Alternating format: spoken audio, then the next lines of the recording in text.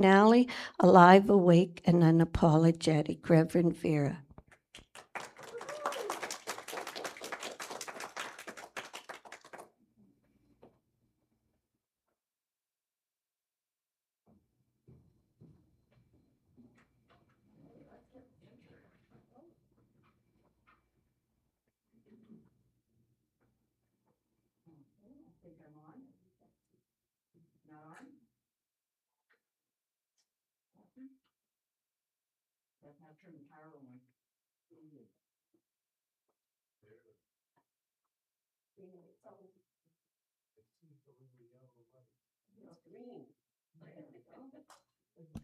Now I think I'm on. Oh, it's a little loud. Ooh. All right. Well, good morning, and what a beautiful day it is today. The last couple of days I was out camping, and I'm telling you, I couldn't ask for better weather. The smoke was a little bit iffy, but you know what? When you overlook the obstacles, you always see the beauty. So let's get comfortable, and let's start with an opening treatment. You can close your eyes if you so choose. Taking a deep breath and let it go and just be here in this moment and know that there is one life, one infinite presence, one divine intelligence expressing itself through all creation. This presence is love, wisdom, and joy. And I know that there is nowhere God is not, because God is everywhere and God is fully present within me. Today, I wake to this truth. I am alive with the energy of spirit moving through every thought, every breath, and every step. The life of God is my life now. I'm awake to the beauty that surrounds me, to the opportunities before me, and to the divine guidance that constantly leads me forward. I know that I am unapologetic in expressing the truth of who I am. I do not apologize for my light, for my compassion, my wisdom, or my unique gifts. With a grateful heart, I give thanks that this treatment is already complete. I know that the law of mind responds perfectly to every word spoken of faith. As I accept these words for myself, I accept them for each and every one here. I release these words into the creative law, knowing that they're already made manifest, and together we say, and so it is. So a couple of Sundays ago, I spoke of a young lady, Violet, who finally allowed her wild heart to stop asking for permission. Well, Violet was having a great time enjoying her newfound freedom, her courage to step out and explore who she really was. But as we know, when we learn a new skill, and what happens is you go on, you're so excited, and you just get going and all gung-ho, and then after a while, something happens. You start returning to your old patterns of life, and this is what happened to Violet. She started going backwards. She wasn't holding that energy anymore because life happens. Life happens to each and every one of us. And so her life became boring and very routine once again. But she did know how to smile when she was tired and how to say, I'm fine. And how many of you use that? We're just feeling like really down in life, and someone says, how are you doing? I'm fine. And you smile. It's this little fake smile. And you try to pretend that you really are fine. But sometimes our heart is very heavy. And she also learned how to make herself so small other people would not feel uncomfortable around her. Again, one of her old patterns. And we do this in our own lives if we just stop and take a moment and think about it. So she was kind, and she's dependable, and she was useful. But somewhere along the way, she had confused being useful as being alive. And how many of us get so busy being useful, doing things, that we think that we're really alive, but we go home and we're exhausted because it's not doing what we're meant to do or who we are. So she'd come to church on Sunday, and she'd sit near the back in the sanctuary, and she loved the music. She loved the prayers. And yet she often felt she was watching faith from behind a glass. She still deeply believed in God, but she didn't think that God still believed in her. Then one morning, just before dawn, Violet woke up to the sound of this howling wind. The house was dark, the world was still, and she sat up in bed, and a sentence rose into her mind as clearly as if someone had spoken it out loud. Wake up. And she heard it again. This time it was louder. Wake up. And she just sat there thinking like, what? But the voice wasn't harsh. It was not accusing. It was tender and firm, like a hand on the shoulder. It sounded like the Ephesians 5:14. Wake up, sleeper, rise from the dead, and Christ will shine on you. Violet had heard this verse many times, but this morning she understood it differently.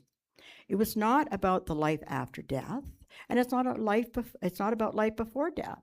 It's about rising from the numbness, stop hiding and people pleasing, and stop being spiritually asleep.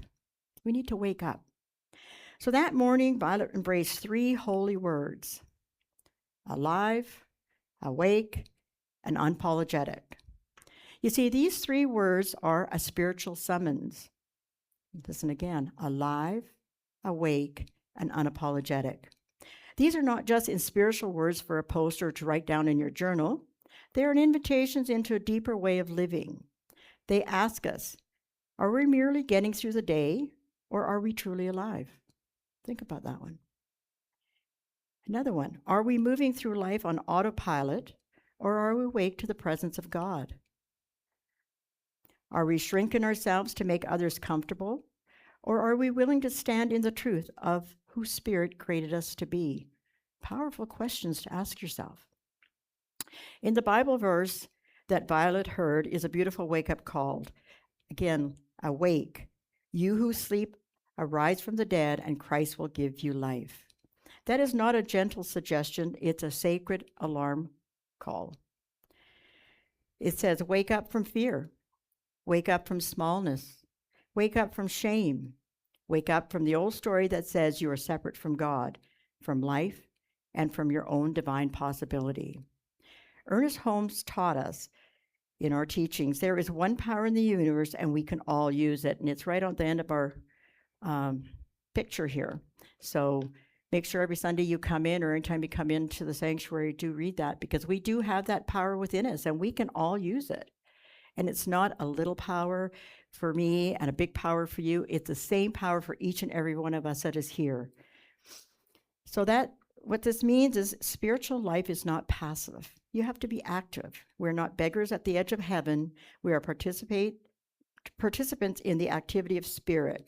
We are centers of consciousness through which life itself can think, love, heal, forgive, create, and bless. Alberto Valdolo, a teacher of shamanic wisdom and energy medicine, writes about waking to the power we already have. He says, as soon as you awaken to the power you have, you begin to flex the muscles of your courage. And I love that phrase, the muscles of your courage, because courage is not something we either have or don't have. Courage is something we practice. Courage grows as we use it. So today, let us consider what it means to live as people who are alive, awake, and unapologetic, not arrogant and not self-righteous in a way, but spiritually grounded, loving boldly, and deeply present. So the first one is alive. To be alive is more than having a pulse. It's more than breathing, working, paying your bills, answering your emails, scrolling through your phone and playing video games, attending meetings, or checking off responsibilities. To be alive in the spiritual sense is to feel the sacred pulse, life moving through us. It is to know that the breath in our lungs is not accidental.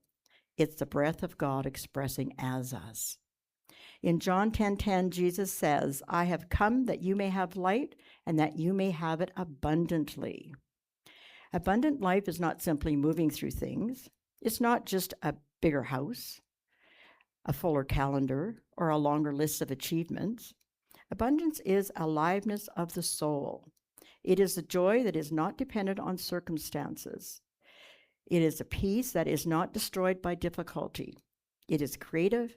It is compassionate, curiosity, laughter, gratitude, and the ability to begin again. So you're never stuck wherever you are. You can always move forward. Ernest Holmes states, within us is the unborn possibility of limitless experience. Ours is the privilege of giving it to birth. This is an amazing statement. I'm going to repeat it again. Within us is the unborn possibility of limitless experience. Ours is the privilege of giving birth to it. Within us is unborn possibility. How much have we still have to give and express and show? Every one of us is always coming up with new music. I think it's fantastic. And Donna, all the things that you do and all your creative and your dancing with, have everybody seen Donna dance? I would love to be able to move the way Donna moves. I mean, it's amazing. Ruth, Audrey, all of you guys, all your beautiful talents and what's yet to come to show and share with each and every one of us. So many people are not afraid of failure as much as they are afraid of their own aliveness.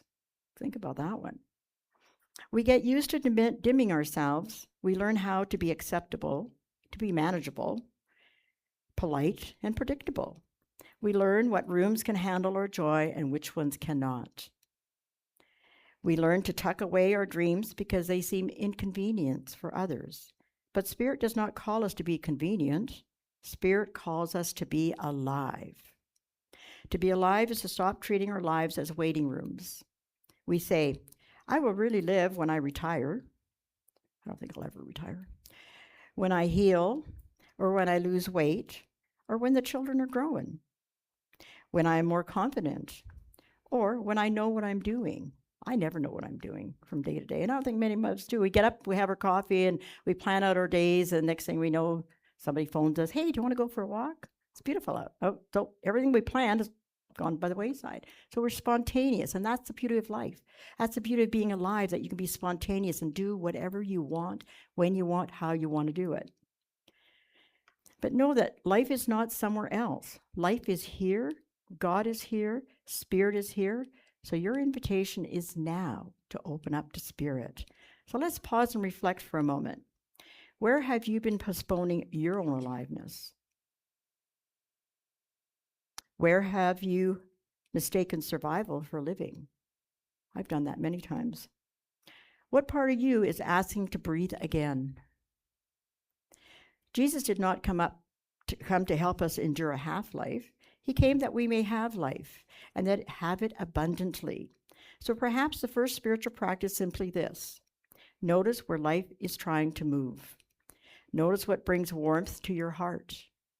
Notice what opens your compassion. Notice what makes you more generous, more truthful, more whole. And you follow that?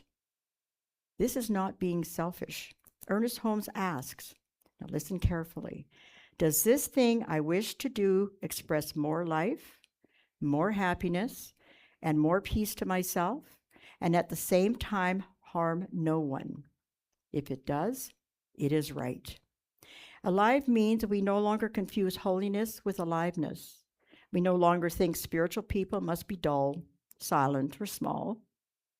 The gift of God is vibrant.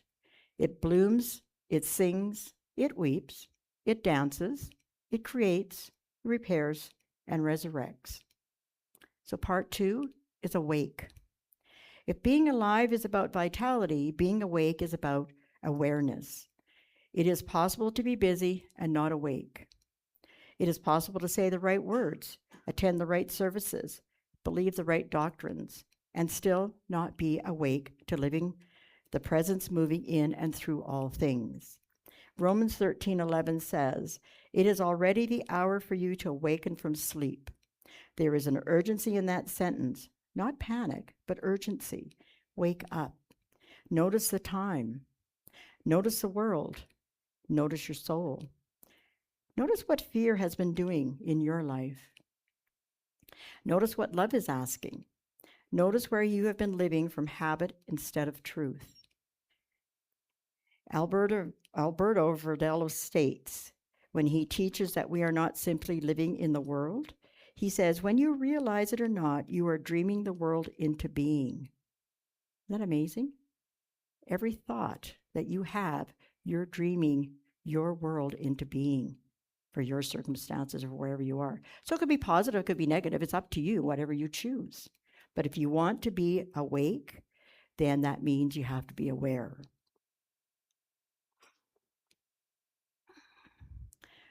So in other words, what he's saying is that consciousness matters. The story we live becomes the world we experience.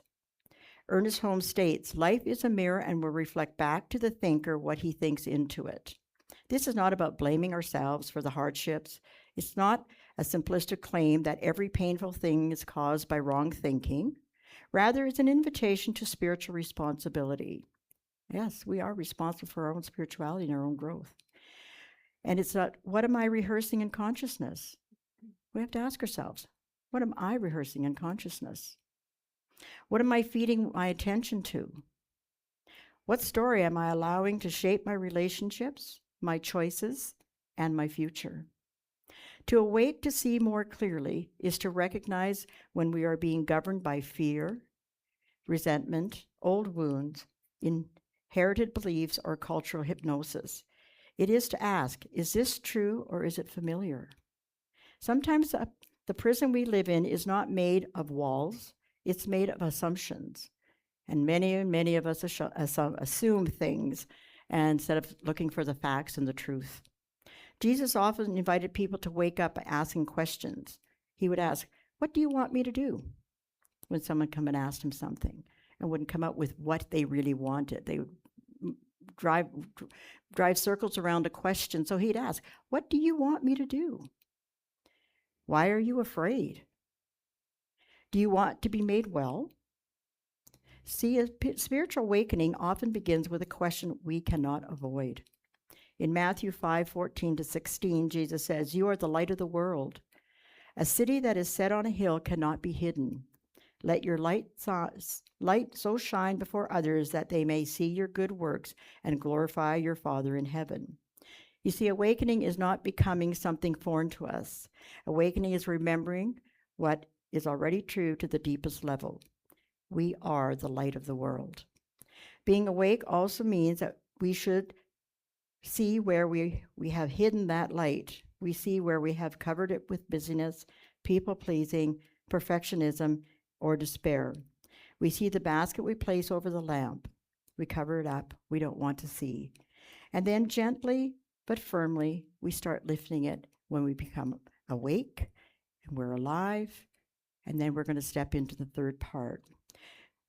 Alberto says, the task is not to search for meaning, but to bring meaning to every situation you're in. That is not sleeping, that's an awake life. It does not wait for perfect conditions. It brings presence here. It brings blessings here. It brings meaning into the hospital room, the kitchen table, the meeting rooms, the difficult conversations, or the ordinary Tuesday afternoon. So let's ask ourselves, what are you ready to see differently? What old story are you ready to wake up from? And we all have them. We all have them back there in our file folders, old stories. Where is Spirit asking you to bring meaning instead of waiting for the meaning to arrive? Awakening is not always comfortable. Sometimes it means noticing what we would rather ignore. It may mean acknowledging grief, naming injustice, forgiving ourselves, telling the truth, asking for help. That's a hard one for me sometimes. Or changing direction. But awakening is always merciful because it returns us to reality, and reality at its deepest level is God. So the third part is unapologetic. The word can be misunderstood. It does not mean being rude. It does not mean unwilling to learn. It does not mean never saying, I'm sorry. A spiritual matured person apologizes when they cause harm. But being unapologetic means we no longer apologize for our existence, for our worth, our calling, our life. We don't apologize for our healing or our sacred identity. In 2 Timothy 1:7 says, God has not given us a spirit of fear, but of power and of love and of a sound mind. Notice the balance here, power, love, and a sound mind. Spiritual boldness is not fear dressed up as aggression. It is a power rooted in love and guided by wisdom. There is kind of an apology many of us learn early. We apologize for taking up space. We apologize before asking a question. We apologize for being too sensitive. Some of our empaths get that a lot of times when they have those emotions and stuff, so they apologize for being too sensitive. We apologize for being ambitious, or even for changing our lives, and for having boundaries. We apologize for shining, but you're meant to shine. Stop apologizing for that. But the soul cannot thrive while constantly asking permission to exist, as Violet found out when her wild hub started asking permission. Ernest Holmes wrote, "All the power of the universe is with you. Feel it, know it, and then act as if it were true." This is not unapologetic spirituality. It is to know it, to feel it, and act as though it were true. Act from the truth that the power of God is not outside of you, withholding itself until you become acceptable. It's within you right now. Albert writes, "Fate is a story that's been written for you by someone else." That's pretty powerful. But destiny is a story that you write. To live unapologetically, to stop confusing fate with destiny. Fate says, "This is just how I am. This is what happened to me. This is what people like me can expect."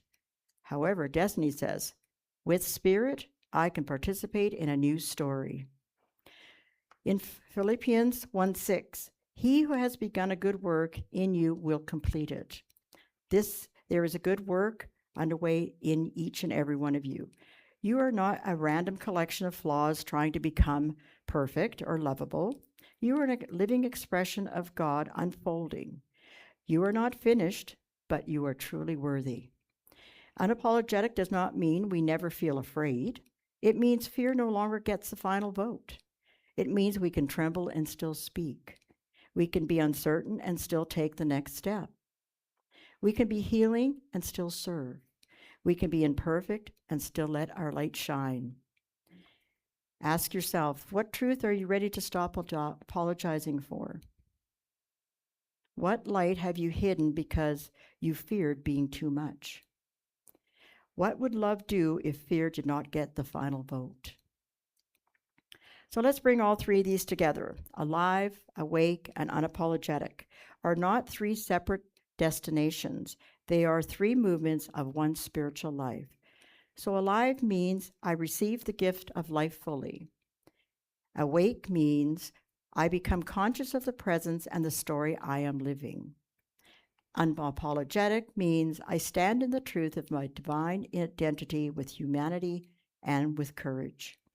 Isaiah 61 says, "Arise, shine, for the light has come, and the glory of the Lord is risen upon you." This verse contains three words. Arise means alive. Shine is to awaken. Your light has come is unapologetic. You do not manufacture the light, you receive it, you remember it, and you reveal it. And now imagine a community living this way, people who are alive enough to feel awake, enough to see, and unapologetic enough to love boldly.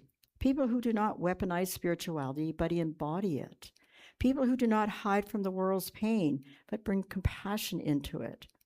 People who do not listen or pretend to have all the answers, but walk with open hearts and grounded faith. That's powerful. That's our community. That's where we live. That's how we are. We are alive, we're awake, and we're unapologetic. So this week I'm going to challenge you. So I invite you for a 3-part daily practice. It's very simple. You do it 3 times a day. In the morning, ask, how can I be more alive today? At mid-noon, maybe when you're having your lunch, ask, what am I awake to right now? And third, supper time, or you could wait until dusky, maybe going to bed. Ask yourself, where did I let my light shine without being unapologetic? These 3 questions are small doors. Walk through them. Let them interrupt your autopilot. Let them return to you. Let them remind you that your life is not an accident. Your awareness matters and your light is needed. So this week, when you are tempted to shrink, pause. When you're tempted to sleep through an old pattern, breathe. When you're tempted to apologize for your joy, your wisdom, your tenderness, your courage, remember the words of Jesus. You are the light of the world. And remember the invitation of Isaiah, arise and shine. So let us leave here today in the body, awake in consciousness, and unapologetic in love. And together we say, and so it is.